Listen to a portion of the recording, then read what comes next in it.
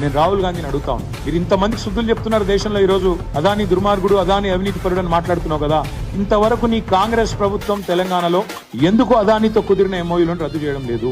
మీరే అన్నారు కదా వ్యాపారవేత్తలు ఎవరు 30-40 కోట్లు ఉత్తగానే ఇయ్యరని, నీకింత నాకింత అని చెప్పి ప్రయోజనం ఆశించే ఇస్తారని మీరే చెప్పిండ్రు కదా. మరి ఎంత ఆశించి మీరు అదానితో 12,400 కోట్ల ఒప్పందాలు కుదుర్చుకున్నారు? వాటిని రద్దు చేసి మీ ముఖ్యమంత్రికి ఫోన్ చేసి ఆదేశం ఇచ్చి అదానితో ఉన్న ఎంఓయూలు రద్దు చేసుకోమని చెప్పారా? దయచేసి మీరు స్పష్టత ఇవ్వాలని చెప్పి రాహుల్ గాంధీ గారిని కోరుతా ఉన్నాం. ఢిల్లీలోనేమో కుస్తీలు పడుతున్నట్టు పోజులు, అదాని గారితో మేమేదో కుస్తీ పడుతున్నాం, అదానితో ప్రధానితో మేమే కొట్లాడుతున్నాం అని 10 ఏళ్ళు పోజులు కొట్టింది. ఆ 10 ఏళ్ళు ఇక్కడ మేము అదానిని రాకుండా మేము ఆపినాం. మళ్ళీ ఇక్కడ అధికారంలో కాంగ్రెస్ రాగానే రేవంత్ రెడ్డి గారు దోస్తీ చేస్తుంటే అదే అదానితో ఎందుకు కళ్ళు మూసుకున్నారు రాహుల్ గాంధీ గారిని మేము అడుగుతాం. సమాధానం చెప్పాలని చెప్పి కూడా డిమాండ్ చేస్తున్నాం. అదానితో దేశానికి నష్టమట, అదానితో దేశానికి నష్టమట. ఇది రాహుల్ గాంధీ గారి వాచ.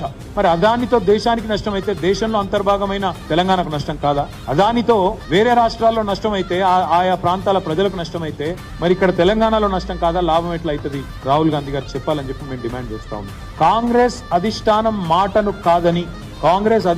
మాటను పెడచెవిన పెట్టి అదానీ సామ్రాజ్యానికి తెలంగాణలో రేవంత్ రెడ్డి గారు రెడ్ కార్పెట్ ఏమైనా పరుస్తున్నారా? ఇది కూడా తప్పకుండా, ఒకవేళ అట్లా జరుగుతున్న మాట వాస్తవం అయితే మరి ఆయన మీద చర్య తీసుకుంటారా తీసుకోరా? ఇది కూడా రాహుల్ గాంధీ గారు సమాధానం చెప్పాలి.